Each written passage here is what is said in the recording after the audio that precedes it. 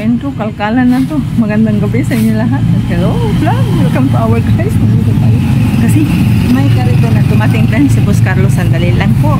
Ayan si Boss, anong tawag dito? Si Boss Carlos, syempre nandito tayo mga istabasi. Mr. Segregator. Ewan lang kung anong mayroon dito ngayon. At magandang gabi at tayo mag-skim niya. Ayan, mamumulot tayo. Pasensya na boss, Robert, ayan nakikita nyo ba? Pangangalikot lang tayo ng konti ayan may umbok. Ay, hindi na po pwede rin yung kamates. Kahiya man si boss na rito andyan pa. Ito nagkamuti tayo. Tingnan natin ito kung po pwede. Ang dami. Ay, ang dami meron pang iwan na natin ito kung ano man yan. Box. Ayan dami.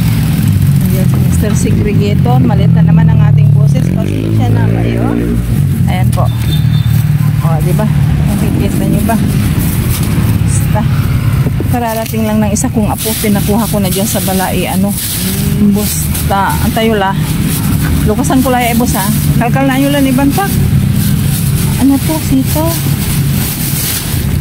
Ayan. Sama natin. Tayo.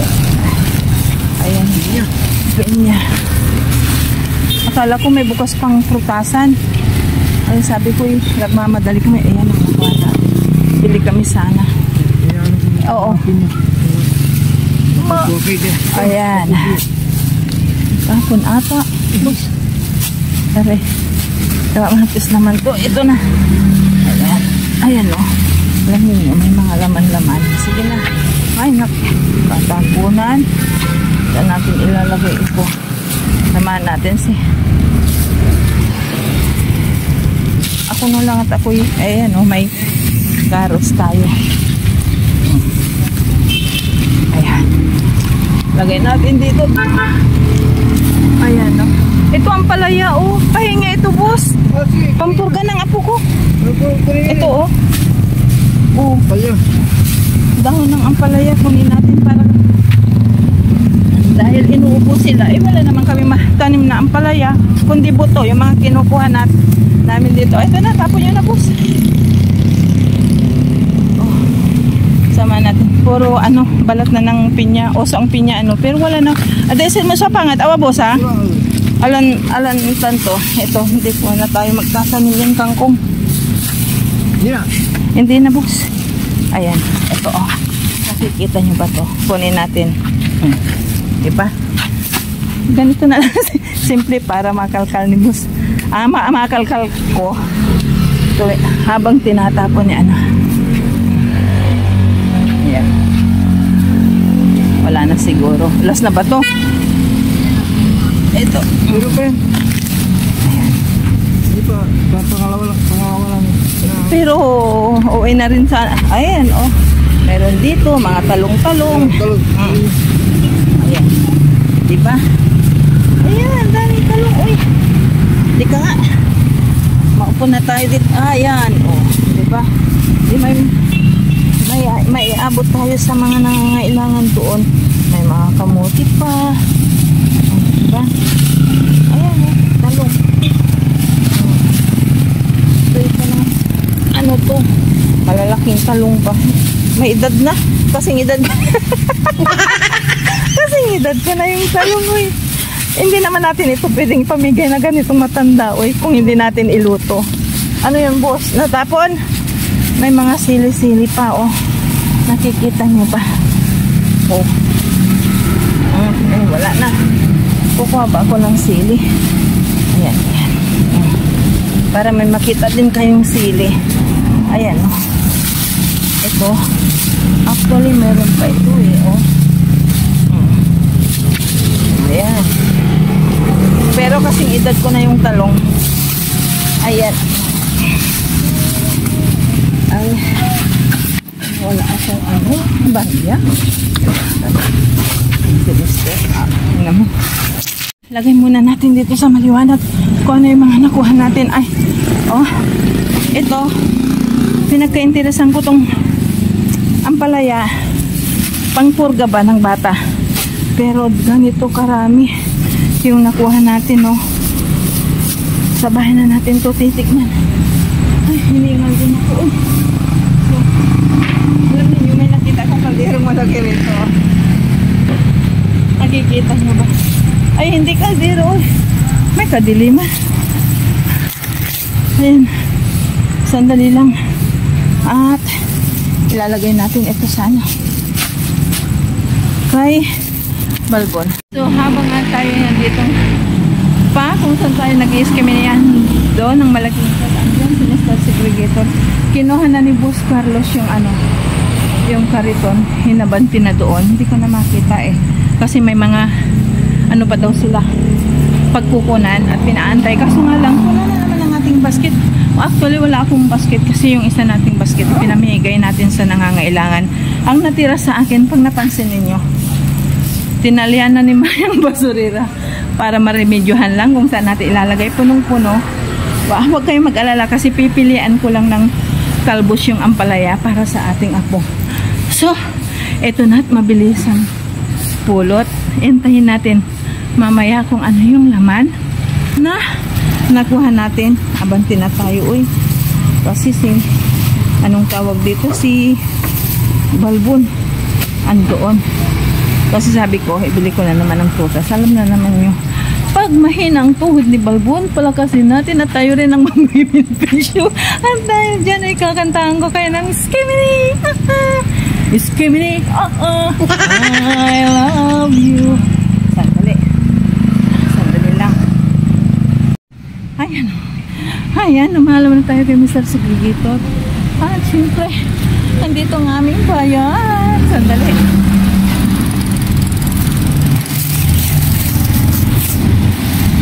Ano ba yung sabi ko? Andito ang bayan. Andito ang track ng aming bayan. Sandali lang po. Sa totoo lang, nagpipicture-picture tayo dito. Meron tayo. Hindi natin matatawag na audience kasi hindi tayo pinapanood. Iwan ko kung nasusura na sa atin. Oo, may nagsasawa na, bahala na. Pagitanggal yung helmet, papa. Ayan ang ating babon. May ampalaya para sa purga ng mga bata. Lagyan na lang ng gatas para hindi gaanong mapait. So, ayun na. Tayo na ay umangkas. Kumabayo kay Mariong basurero. Saan nila? Kung saan kami pupunta? Ay, bahala na.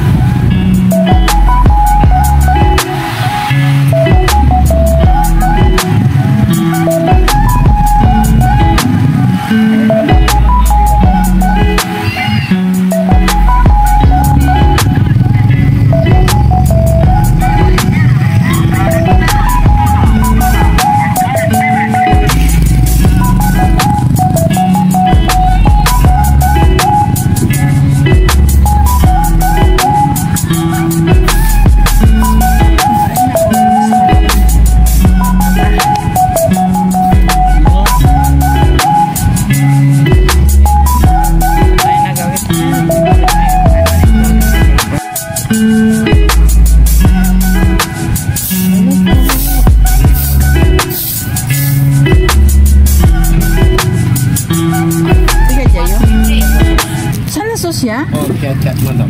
Oh, hindi na. Antayin ko na lang bukas. Medyo mahal ko.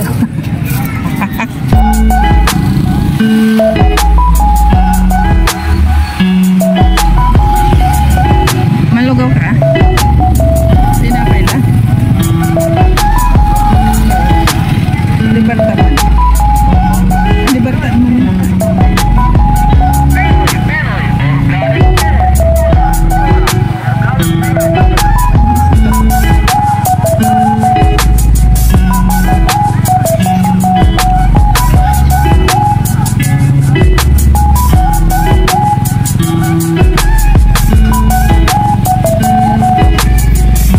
Bumibili tayo ng prutas ni Balbon. Alam ba ninyo yung kiat-kiat na nasa net? na ang tamang presyo ay 60, sa kanila 100. Diba? Sobrang mahal dahil gabi siguro. Sabi ko bukas na para kay Balbon. Ewan ko kung anong prutas meron pa siya dito. Oh, kaya di ara kaya no, may ikot na tayo, malapit na tayo sa munisipyo, pero hindi ko na kayo ipapakita. Tama ba? Hindi ko na ipapakita kasi nga palagi naman tayong dumadaan sa munisipyo para hindi kayo maumay. Kita-kita muna tayo doon sa bandaron kasi plano kong bumili ng tinapay.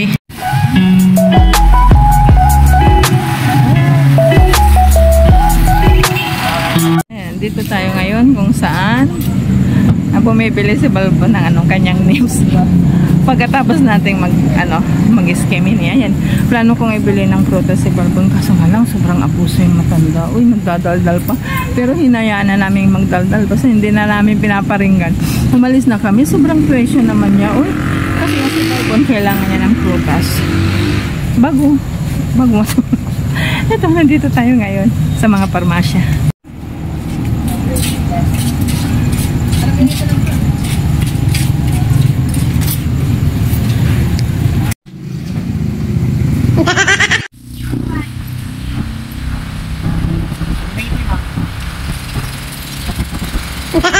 A few moments later. Ito, nakabihis na tayo. Nakarating na tayo ng ng ating munting tahan.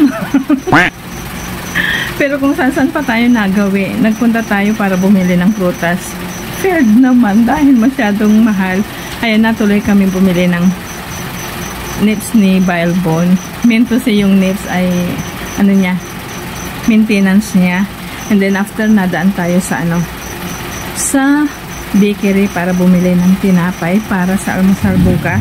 At nanahimik si Mariang Basurera kasi pagdating dito, bumili tayo ng ice cream ng ating bunso at ni panganay na apo. Kaso nga lang tulog na si apo. Ito yung isang rason kung bakit halos hindi ako alis-alis pag nandito na kasi sumasama. Ay madilim naman sa palengke. Yun, and then nanahimik tayo. Nilinisan natin yung mga dala natin. Marami tayong naisalbang gulay. Pero ipapakita ko sa inyo kung bakit ayun ay napulot na natin sa kariton. Dahil may mga rason naman dito sa Pilipinas kung bakit nakakakuha tayo. Hindi tulad sa ibang bansa na may expiration. Pero dito sa bansa natin, ang expiration ay pagkulubot na. Di ara. At bago ko ipakita ay kakantahan ko muli kayo ng Skimini. Skimini. I love you. Naiipit ba yung boses natin? Sandali ang ipapakita ko. Ayan, madilim ng ating kwarto. Hindi ko alam kung anong ginagawa ni Balbon dyan. Pero dito tayo magko-concentrate. Ito yung pinagka-interesan kong ampalaya. Pero hindi na rin natin siguro ito may gugulay. May mga pwede pa. Ayan, pero ang kukunin natin kasi nga mahal ang dahon ng ampalaya dito sa ating bayan, gawa ng may tag-ulan na mahirap paano patubuin pag basa-basa yung yung mga lupa. Pero ang kukunin natin pang purga lang sa bata. Ayan nilagay natin sa kaserola. At ito yung mga rason. Ayan, jararan. Mayroon tayong nakuhang 2 sayuti. Hindi ko to tinanggal para malaman ninyo kung bakit. May kamuti tayo dyan na maliliit. Ayan diba? Ito yung mga rason. Pero pag kinalkal mo yan, pwedeng panggulay. Mayroon din tayong patatas. Ito, isang plastic. Siguro 1 kilong ukra na pwede pa. At ganun din, mayroon tayong dito 2 sili. 3 ata to. Siling panigang. Dahil wala nga, dala ko yung flashlight ko pero nakalimutan kong ilabas. Saan pa kayo? Mayroon tayong 2 paprika. Native na ampalaya. Ayan, kinuha ko. Hindi ko alam naman kung may magkakagusto ito bukas. At 2 carrots. Ayun ang carrots. Ayun yung carrots natin.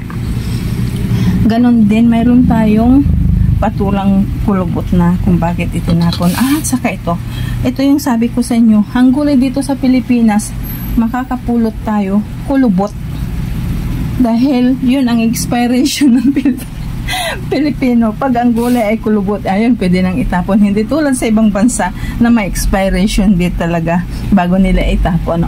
Diba? Kahit pa paano, nagsalba tayo ng kakumpul-kumpul na na gulay na naman. Ito, naisalba natin. Pwede nating may tulong at pwede natin, iwan ko kung saan tayo, saan ito itutungo. Basta, di ara ganito ang buhay dito sa Pilipinas at di ganito ang makikita natin doon sa kariton kung saan ito yung mga itinatapon ng tindera sa palengke.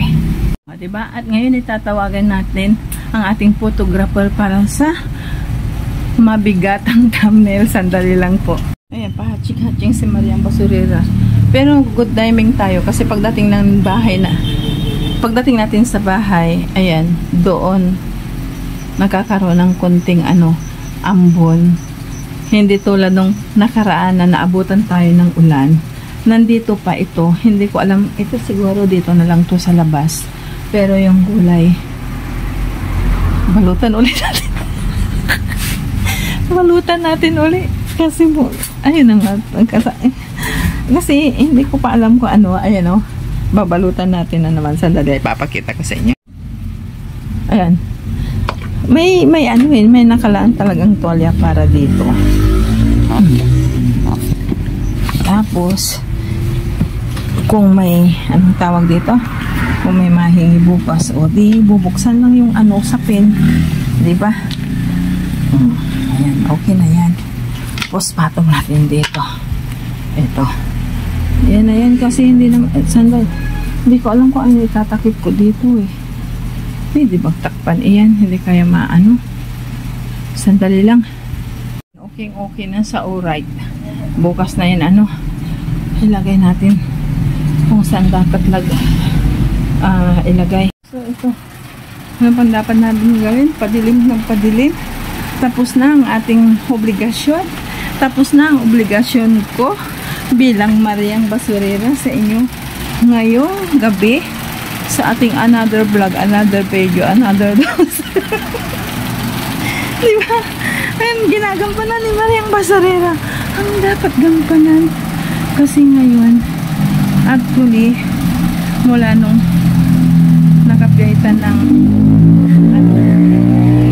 sakit na, alam na ninyo, yung COVID ang ako kong bunso, agad namin ginawa ay inilayo ang kanyang ate, ang panganay kong ako. Pero ngayon pinakuha ko na kasi halos mabaliw-baliw na rin ako sa tutulang na hindi ko nakita ang bata. Papakita ko sa inyo kung ano yung itsura namin dito sa sala. Ating ako, kararating lang yan. Tinaguan ko pa. Ayan yung kanyang baby, hindi niya naubos. Yung rason kung bakit nandito tayo sa sala. Kasi hindi nga kami po pwede sa kwarto. Pag apat kami, sa tutulang, kawawa kami kay Balbol. Alam naman ninyo, nakikita ninyo kung gaano kalaki si Balbol. Ganito rin. Ganun din po ako, na medyo may kalakihan. Hindi lang naman mataba. Uy, chubby lang ko. Kaya mas may naman pipilihin kung dito na lang kaming tatlo sa sala. Ayun. For today's video, yung mga ganun pangmalakasan for today's video, tapos na rin tayo sa ating obligasyon para mamaswerte ipakita sa inyo. At hindi po ako